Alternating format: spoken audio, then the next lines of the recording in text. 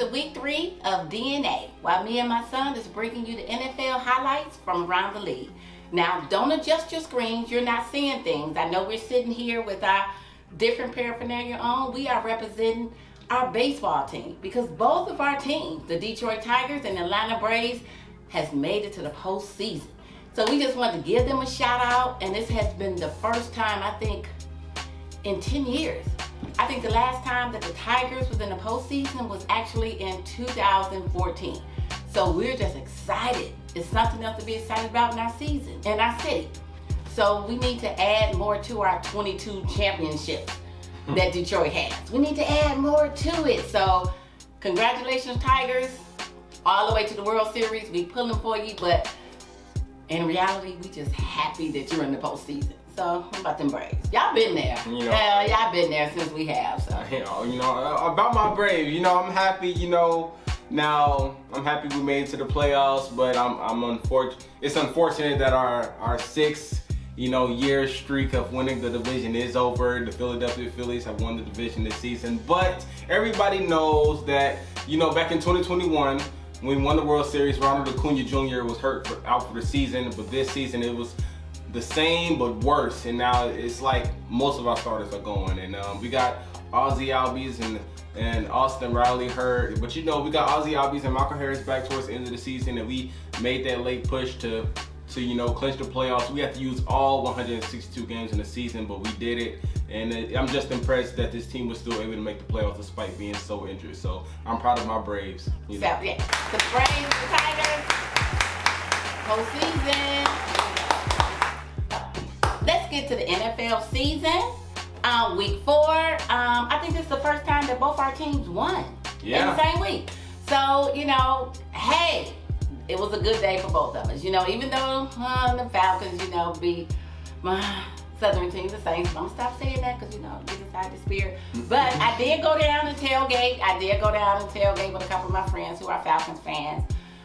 Went down there, and it was interesting. I had, some people, because I did wear my Detroit Lions jersey, and so I got some love, got some hate. It was interesting. So I'll let you go first, since y'all won on Sunday. So I'm just, I'm happy.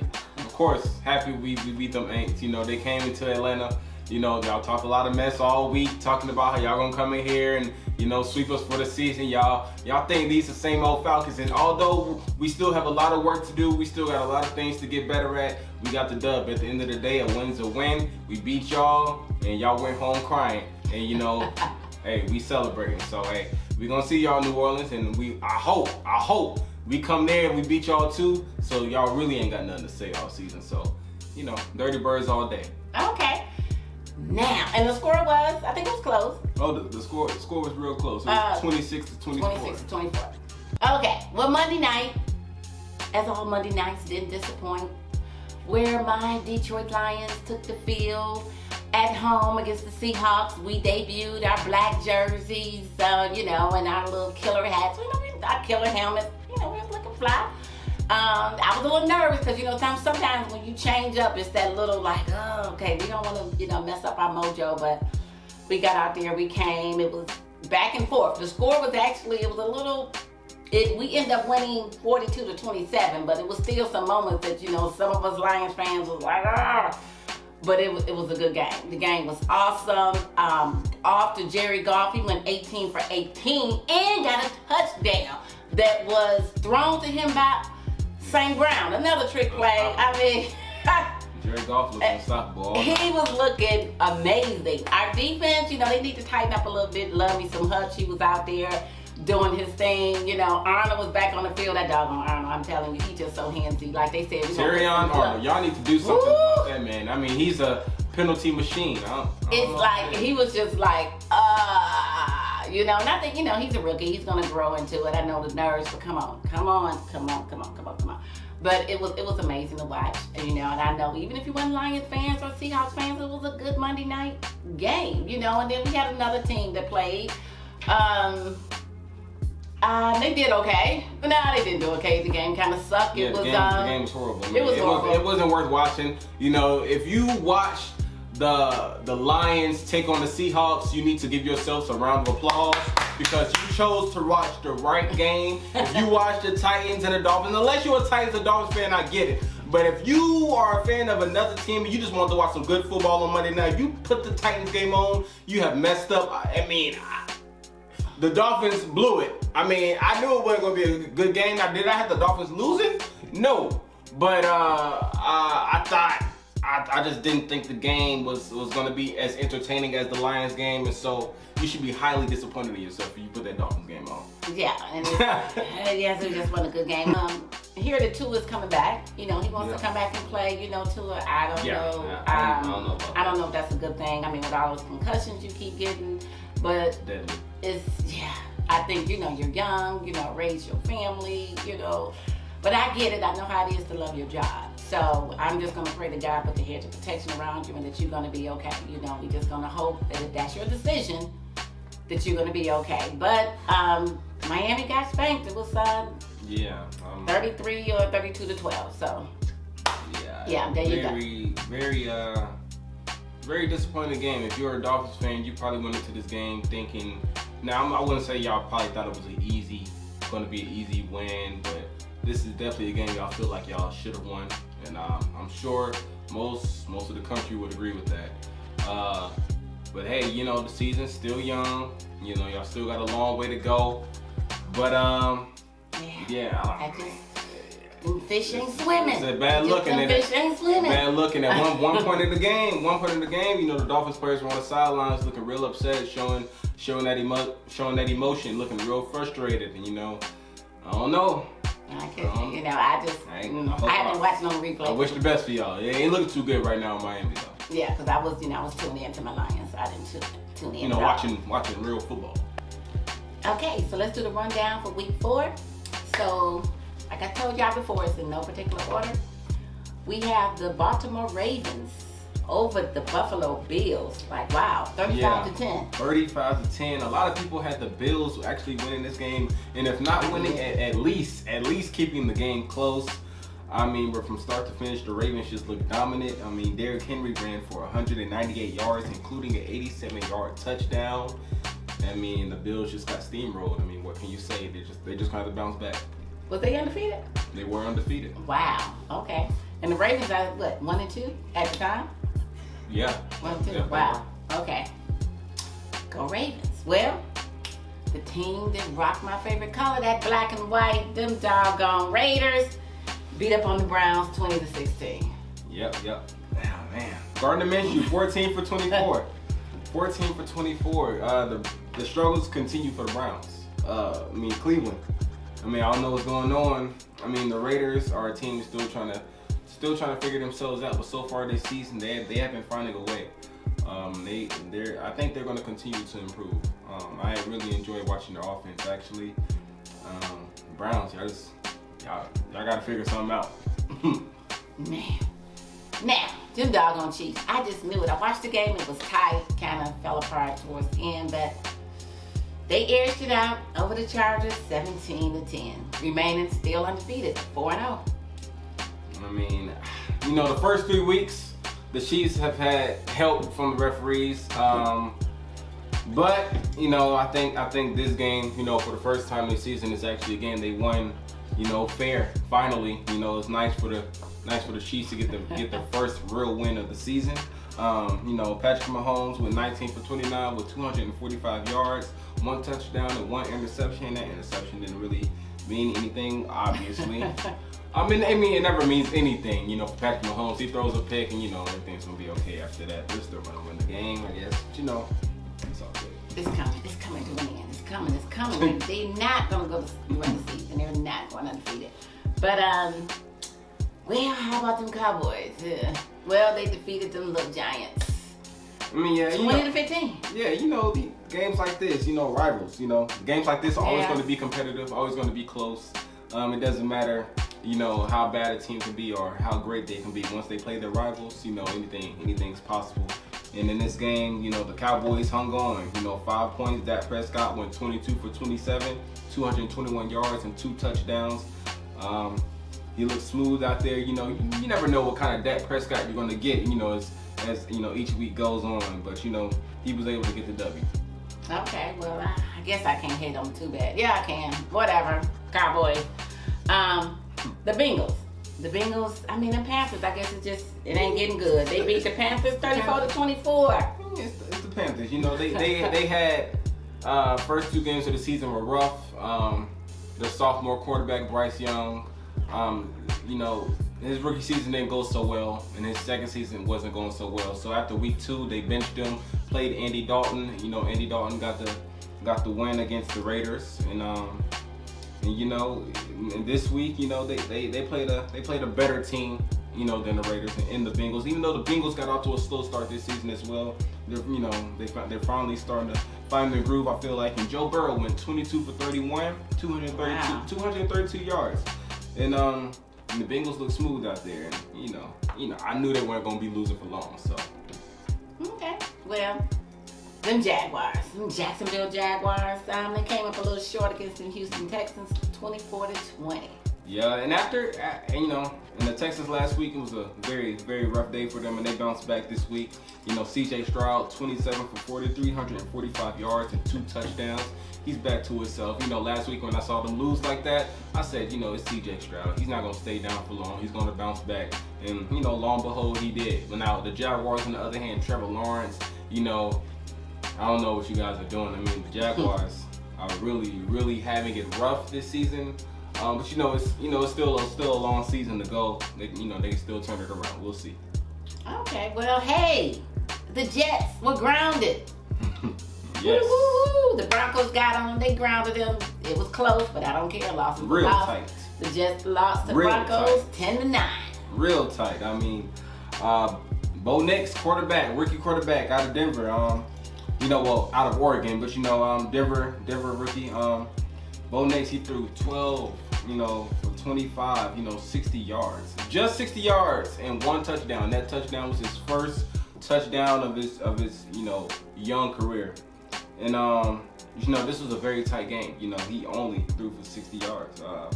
Very tight, defensive battle. I love games like this. You never know which way it's going to go in the end. It's always so close. You can never be too sure. Well, it went the right way. It went the right way this time. It went the right way. This Broncos team, I think they have a bright future. Now people still trying to figure these Jets out. We're gonna see. Okay. Well, I'm here for it. That was a good day. That was good. And them doggone Vikings. I don't know. It was a division game. They played the Packers. So them, they're 4-0. I think they're just waiting to lose to us. But maybe they did or kind of us. We got to date with y'all Vikings too. Look, somebody has to beat the Vikings. Somebody gonna knock them off that pedestal. It's coming. The first 3 weeks, I had a soft spot for y'all because I'm like, look, y'all have been through a lot before the season even started. I get it, Vikings fans, I feel for you. And I feel for the team, but you guys are starting out of here like y'all about to get a Lombardi or something. What's getting into y'all? It's coming to them. This game was insane. This game was truly insane. They were down 20. Well, I think like 20 something. They were getting beat pretty bad. But Love is still not playing though, right? No. Okay. They stormed all the way back. And got the W. 31-29. And got the W. 31-29. Sam Darnold, 20 for 28, 275 yards, 3 touchdowns, and 1 interception. It looked like the Vikings were about to get their first loss of the season, but they stormed back.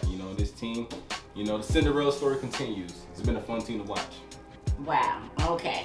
So the Steelers, I think the Steelers fell off their perch. The Steelers wasn't stealing this weekend. They lost to the Colts 27-24. I think that leaves just the Chiefs and the Vikings is undefeated.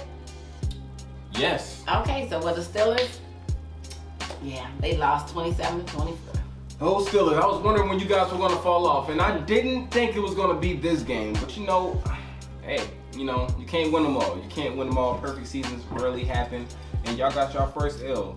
Anthony Richardson, sophomore quarterback, for the Colts, he went 3 for 4 and 71 yards. He left the game early due to a hip injury. And Joe Flacco, I know you guys remember that name, Joe Flacco, the quarterback last year, played for the Browns and got them in the playoffs and showed that he still got it and showed that he could still, still compete at a high level. He went 16 for 26, 168 yards and 2 touchdowns. He truly saved the day for the Colts and got them that W. Wow. I don't know. The Rams, Stafford, they struggling a little bit as the Bears. Yeah. The Bears. Beat them 24-18. Wow. Well, I know Chicago's yelling out "bear down" after their W, against the Rams. Caleb Williams, the rookie, he continues to shine. The Bears have obviously, they've been taking it 1 week at a time as they should. Yes, they've had some rough moments so far this season, but they've also had a lot of bright moments. I mean, the offense has been fun to watch, especially when they're clicking.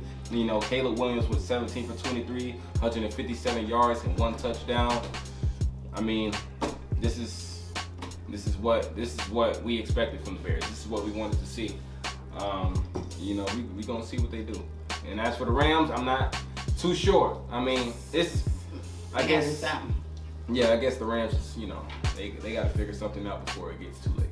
So what about those Eagles? It's like they got broken wings or something. They lost to the Buccaneers 33-16. Very, very unusual. The Eagles have had a rough, past few weeks going against the NFC South. As you guys already know, my Falcons done beat them, in Philly, came up there in that thrilling Monday night game. And then after that, they got a win against the Aints, but that was still a game that came down to the wire. In this game, 33-16, they just get the feathers torn up, by the Buccaneers. Baker Mayfield goes 30 for 47, 347 yards and 2 touchdowns. The 49ers, they beat the Patriots. The 49ers beat the Patriots 30-13. These are not the Brady Patriots, that's sure. Yeah, and I truly wish it was the Brady Patriots, because if Tom Brady was losing like this and he was in New England, that would be music to my ears to see him losing like this.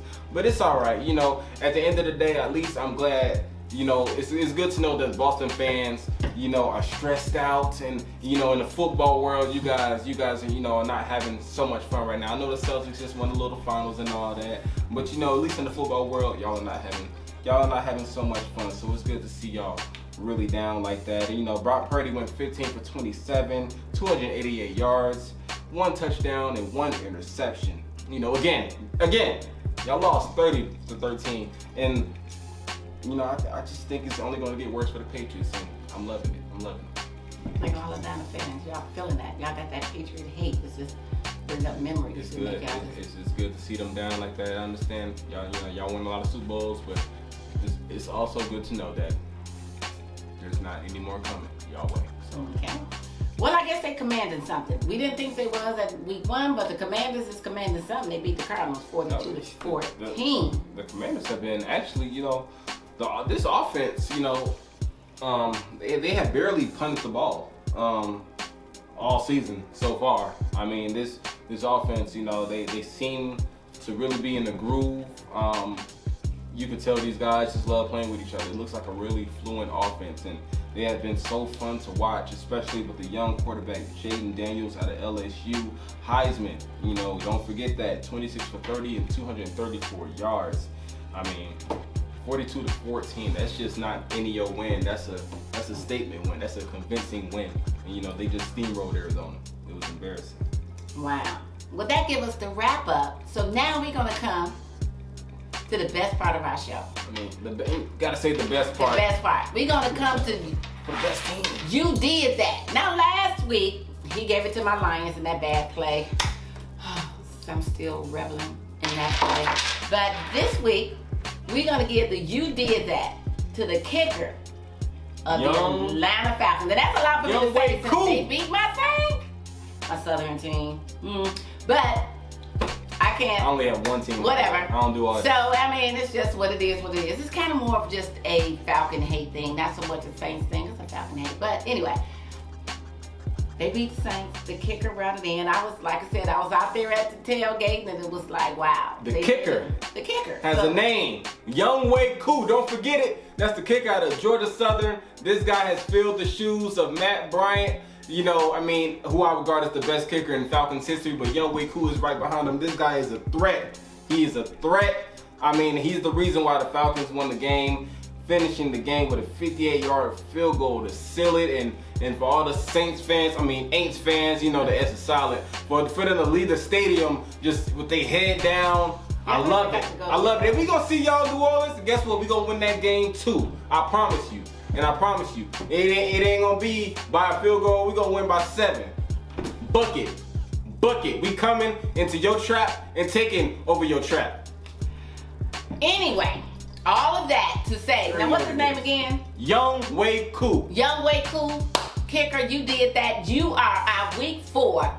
You did that player of the week. Rise up! Now you do know Dirty Birds. when y'all get to New Orleans, you know y'all evenly split, right? Because y'all think, well, now y'all going up. 56 and 55. 56 and 55. So y'all gonna go to New Orleans and they're gonna be 56, 56. I mean, So, y'all, it's an even rivalry. We let them have y'all little fun and y'all little fun and stuff the past few seasons. But you know the Falcons are back, and it felt like Mardi Gras when we beat y'all yesterday, and it's gonna feel like that again when we come to New Orleans and beat y'all again. Okay, so who y'all got next week? We got the Buccaneers on Thursday Night Football. Okay, well, for us Lions, we got a well-deserved break.